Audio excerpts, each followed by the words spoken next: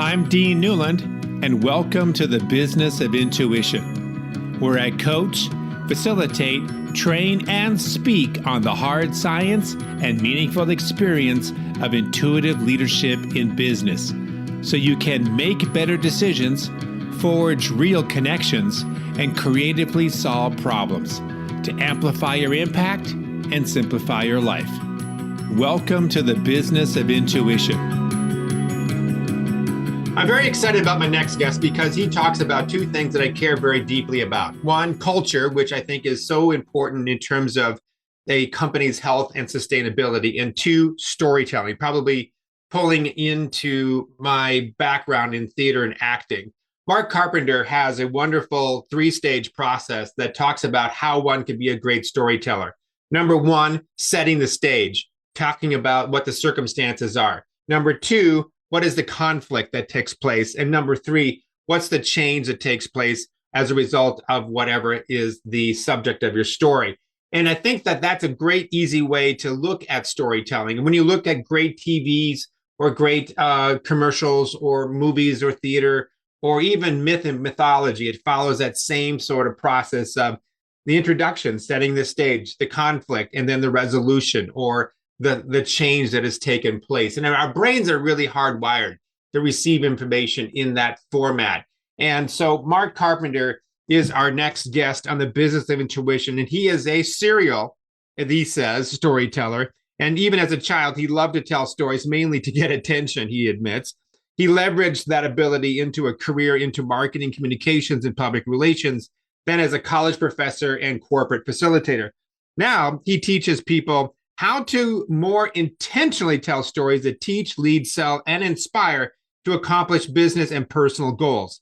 He is the co-author of the best-selling book, Master Storytelling: How to Turn Your Enterprise into Stories That Teach, Lead, and Inspire, and co-creator of the Master Storytelling Workshop, leveraging a 20-year career in corporate communications, 10 years working as an adjunct professor of communication, and 15 years facilitating training. Mark couples a lively, engaging style with purposeful, impactful learning. Mark Carpenter on the Business of Intuition.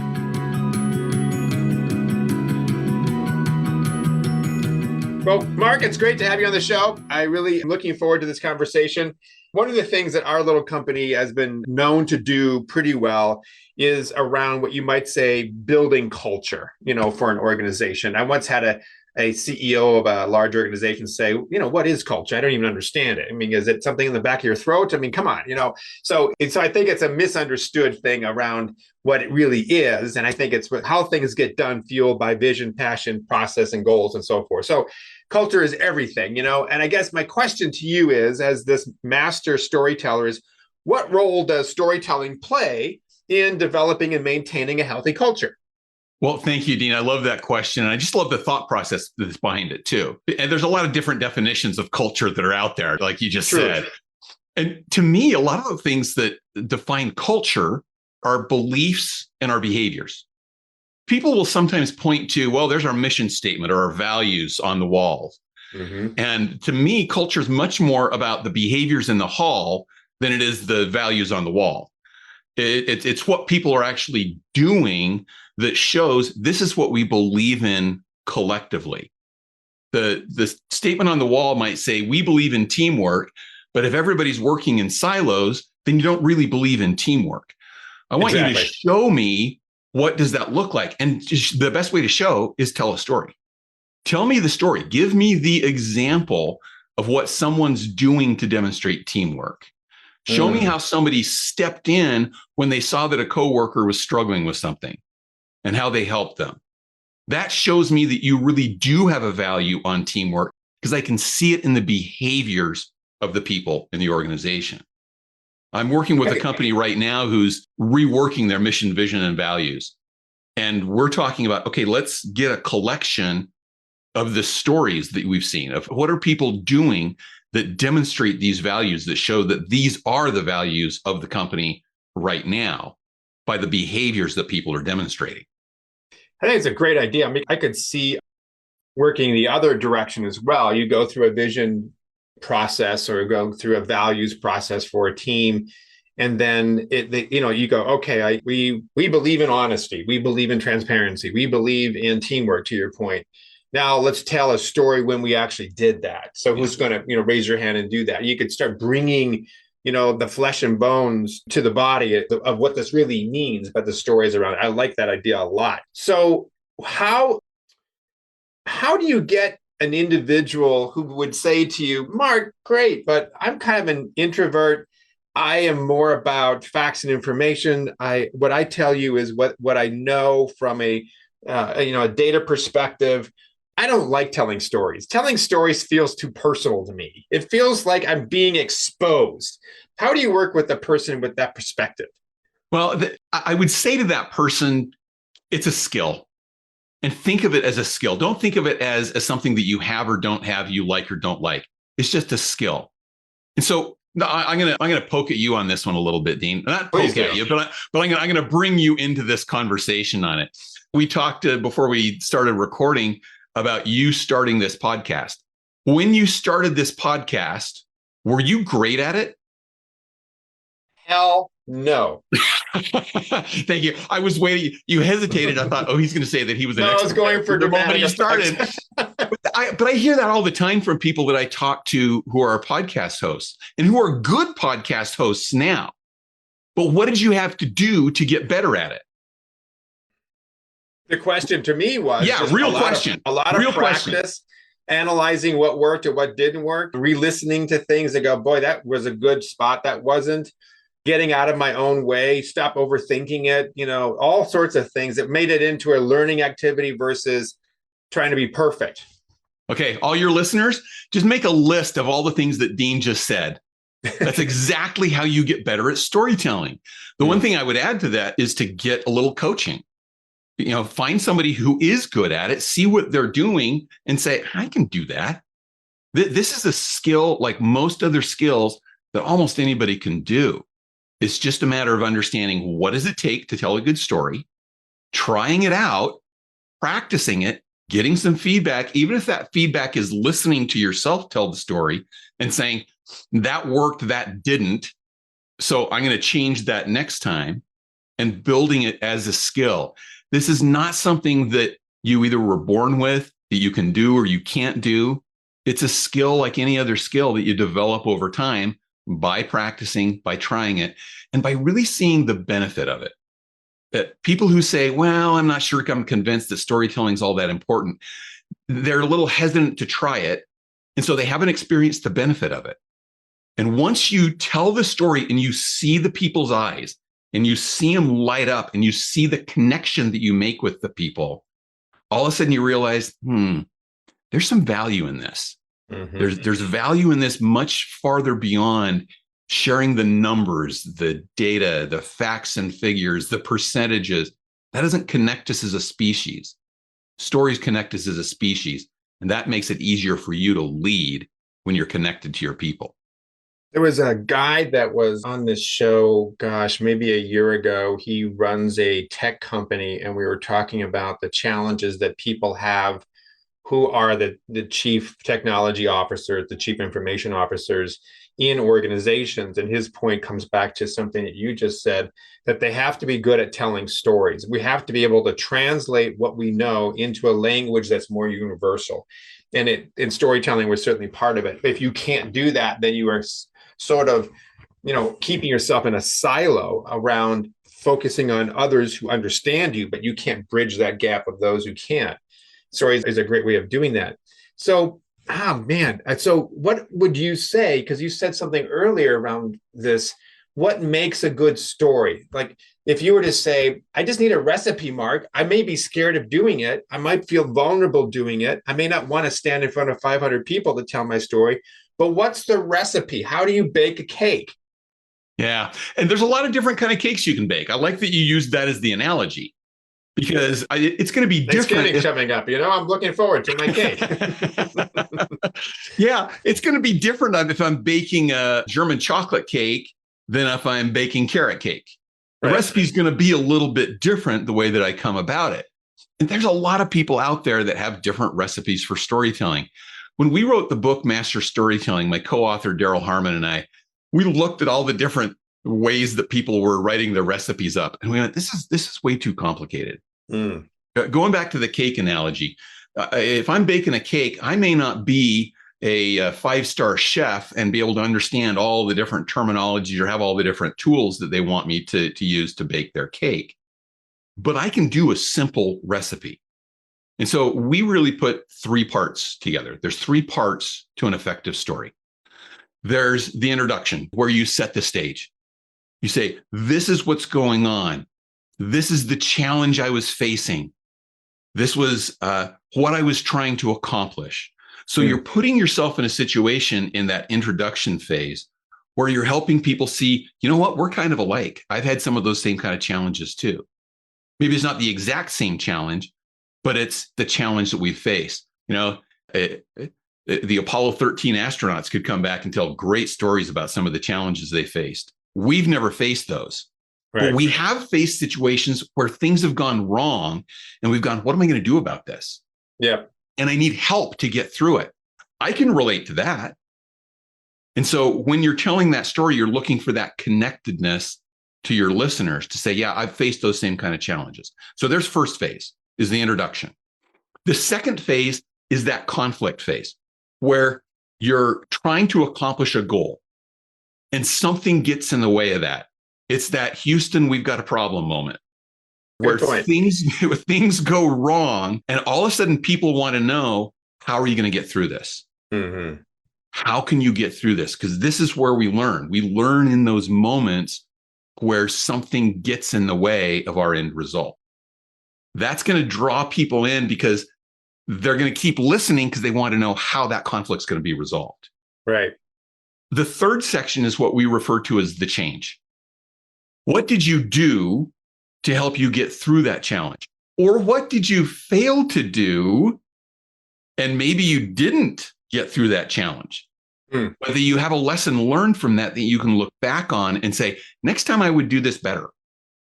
Or even bring it to your audience and say, what do you think I could have done that would have made that turn out better? And they're going to learn the lesson from that they'll be able to apply to the challenges that they face that may be similar. So just in brief review, it's the introduction, it's the conflict, and it's the change. Those are the three phases that we go through to say that those are going to give you a good story. Now, there's some elements within that you have to have too. You have to have characters that are relatable, somebody that people can actually relate to, and a worthwhile goal that they're trying to accomplish. And then again, that conflict and then the resolution to that conflict or the lesson learned from that. So we often would use a story, I'm thinking like in business, as a way to illustrate or to prepare somebody for the request that's forthcoming, or the filler and justification for a request. We would like to increase our budget by 20%. That's the request, right? Let me tell you a story that basically puts a person in an emotional state that justifies this request of 20%. I mean, just so am I connecting on right when I'm saying this to you? Yeah, absolutely. Yeah. Okay. In fact, the subtitle of our book, Master Storytelling, is how to turn your experiences into stories that teach, lead, and inspire. So yes, you're trying to get people to take action. These aren't stories just to connect. They're not stories just to entertain. They're not even just sharing experiences from your life. They have a purpose. And so we're very deliberate about that in the way that we teach storytelling, that we're teaching it to lead to some kind of change, some kind of action at the end of the story. So go back to our beginning here, which was around culture. You mentioned storytelling in the context of like a vision statement or a set of company values or guiding principles, which I love, and that makes a lot of sense. What other things can one do with stories that will be artifacts, if you will, potentially, or representations of a culture? What other ways can storytelling help maintain and keep a culture healthy? Well, let's look at those three words that I just brought up: teach, lead, and inspire. As you're teaching concepts to people, storytelling is the best way to do it. People don't remember generalized concepts as well as they remember a story to illustrate that concept. And so we tend in business sometimes to say, okay, we need to teach people how to do X, or we need to teach them X. Let's go to one that I work with a lot. We need to teach people how to resolve conflict. Well, you can teach them, here are the steps in resolving conflict. Here are the types of things that you say and do. But if they can see an illustration of that, of what that looks like, and instead you might want to lay out what the concepts are, but then say, let me give you an example of what that looks like. I was working with a colleague. We were jointly trying to sell a customer. We had two different approaches that we were coming at this. He thought we should go this direction. I thought we should go that direction. And we weren't getting anywhere. And not only was it frustrating us, it was frustrating our customer. Until we sat down and had a conversation that sounded like this. And you give them the conversation and say, when we got to the end of that, we realized we have the same goals. We really want to satisfy our customer. And we resolved it by doing this. So that just walks them through an example, and you can see that a lot better when you're trying to learn a concept if you've seen it actually in practice, and storytelling will help you to do that. Storytelling can also be about not your life, but about another person's life. Absolutely. Right? This could be, or it could be metaphor. It may not even be an actual story of truth. It could be a hypothetical story. Imagine, if you will, fill in the blanks, right? And you take people almost like on a guided meditation in their minds of seeing something that you are suggesting that then creates this emotional connection relayed back to something that you guys are talking about. Yeah, and the concept of storytelling can be used that way. We try to teach people, tell real stories. Tell real life stories of how you can accomplish things. And if it's an aspirational story, you can tell the story of, I'll go back to your example of we need 20% more budget. Here's some things that we did where we really put out the effort and we got these results for the organization. Now, think of what that would have been like if we could add 20% more budget to that. Right. We had budget for an extra head count. How could we have extended that to make that even a greater success? That's a real story that people can connect to rather than kind of the ethereal story.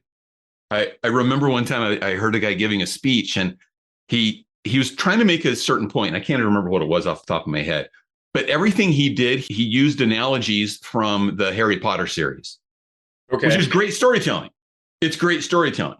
But I remember I got about 3/4 of the way through with him, and I went, yeah, but I don't have a magic wand. I don't live in this magical world. Right. So that doesn't connect to me as much as it would if you were telling me how this happened with real people in real life. No, I think you're right. I mean, it's almost like we go back to the recipe analogy. He was using too much flour. Enough's enough. We need to have variety in our recipe in order for this to seem credible. And if you can bring it into, take something that could be ethereal, it could be imaginary, but somehow link it back to us in our current state. Like sometimes with our culture building work, I did a workshop recently where I asked people to start to tell a story of the organization 100 years in advance. Like, what would that look like? And it was a little bit more structured than just simply a time frame. And they came up with some really amazing things. But then we were able to relay it back to, so what does that say about who we are now? And what kind of a team do we need to be in order to start setting us up for that kind of vision? And so now it became a personal thing today, even though the conversation started 100 years out. So it was a way to kind of balance both. Yes, absolutely. And I think that works fantastic. Another way that you make that connection is to say, what are some of the behaviors that are happening right now? What are the stories that you've seen that will lead us to that vision 100 years from now? And you can show people we're doing some of those things. Maybe we need to do them more. And that you can relate to by those real stories that are happening right now. Any company that says, gosh, we need to change our culture, there are probably little elements within the culture that they want to keep and expand on. Tell those stories and promote those as the stories of this is what we believe in. This is who we are. And that's going to help that spread more. What are some of the common mistakes let's take a look at it from the other side of the fence, where people attempt a story, but they just don't do it well. And it's okay. We're going to learn from it. But what are some of the pitfalls, the mistakes, the don't do's, whatever the list you might create around storytelling? Yeah, I think it all starts with one thing. It's the one big thing. And I'll illustrate it with a story. Good. I was actually just earlier today, I was coaching some college students who were getting ready to do a big presentation. Part of it was they needed to tell a story. And so the instructor, who's a friend of mine, brought me in and said, would you just listen to their stories and give them some feedback? And so this one young lady was telling a really good story. And she goes, okay, and that's the end. And I sat there and I looked at her and went, what's the point? What point were you trying to make with this story? And she said, oh, I'm not sure. Okay. I was like, okay, that came through. So I think there's the big thing. Understand, what point am I trying to make here? How am I trying to teach, lead, and inspire with this story? Because if you're not clear on that, one of two things typically happens. With this young lady, in her case, it was that she left out important details. And so I just it was like an experience rather than a real story. And so I wasn't sure what was going on. And so there's a mistake that people make too. They fly through it because they lived the story. It's clear in their head, but they haven't painted the picture. Yes. People to be in that story with them. It's interesting, like writing, I've always heard, helps you clarify your thinking. That in a sense, thinking gets sharper when you're writing. I think the same is true for storytelling. I mean, based on the process that you just described, it clarifies your own point of view. But if you don't have that clarified, maybe you don't have a story yet. Yes. And that's exactly what comes out. If you don't know what point you're trying to lead to, you're going to either rush to the end of the story or you're going to do the other mistake, which is you wander around the story looking for a point. Oh, yeah. Yeah, I've got a wonderful guy that I love to pieces, and he's in many ways a tremendous leader. And he is a natural storyteller, but he's almost like he starts the story and he doesn't know where it is yet. He's just going to kind of find it. I'm looking around the backyard. I'm trying to find the story, and maybe he'll come up with a point, but he doesn't know what the point is because he's thinking and creating the story while he's talking. And we're all along for the ride going like, where are you taking us? Yeah. And then people start checking out. And it can be fun. It can be engaging. But then you get to the end and you go, okay, there's 3 minutes of my life I can't get back. And it didn't do anything for me. It didn't get me anywhere. So the tip I give here is land the plane. In other words, know where your destination is. If I get up in a plane just to fly around, well, I'm going to fly around and fly around and fly around until I'm out of gas. And then I'm going to land wherever I can get. But it may not be where I'm trying to go. Could you tell somebody that, okay, I'm gonna tell you a story, but it's about this. I'm going to tell you a story that it's about X, right?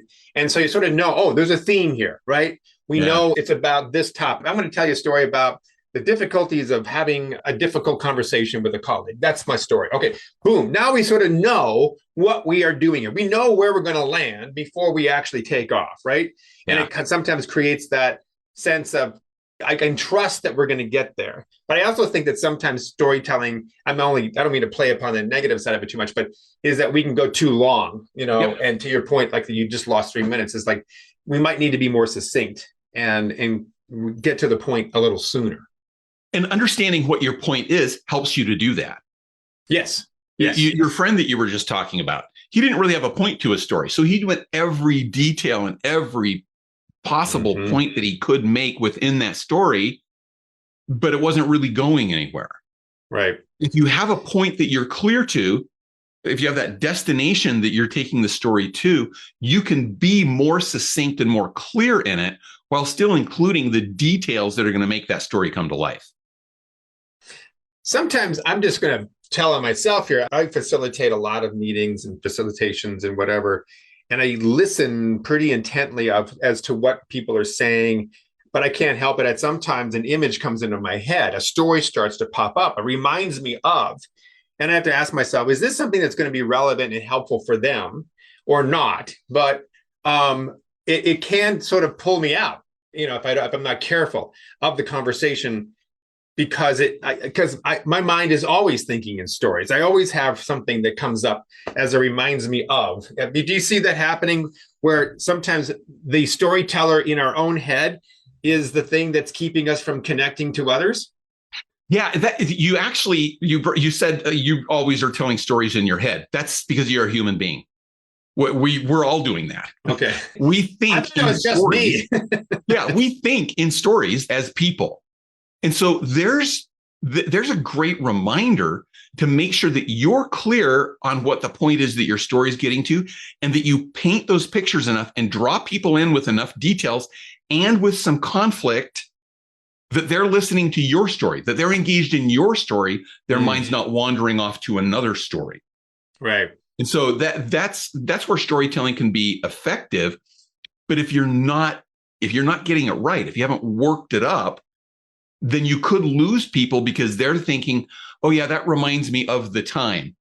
How many times have you seen that happen? Just in casual conversation, somebody will share an experience and they'll go, oh, that reminds me of the time. Oh yeah, and that was the time when I was completing a storytelling workshop just a couple of weeks ago. And at the end, just a few of the people wanted to hang around and talk just a little bit. And we got talking about dumb things that we've done, like locking our keys in the car. Somebody talked about in a cold winter day, they were going to catch the bus. They pulled up in their car at the bus stop. And of course, they kept it running because it was really cold. And then they looked up and realized the bus was there and about to leave. They jumped out, they locked their car, they ran over to the bus. On the bus driving away, they looked back and saw exhaust coming out of their tailpipe still. They'd gotten out of their car. They forgot to take the keys out and turn the ignition. Yeah. Right. And now they're on the bus on the way to work. Yeah. And the more we told these stories, the more other people said, oh, I got one like that too. And it really connected us. But we didn't have super big points to make within that other than, yeah, we all make stupid mistakes sometimes. So telling the stories will connect people, will remind them of their own experiences, but make sure you're getting to the point that you want to make with those stories so that people stay with you in your story and don't go wandering off into theirs.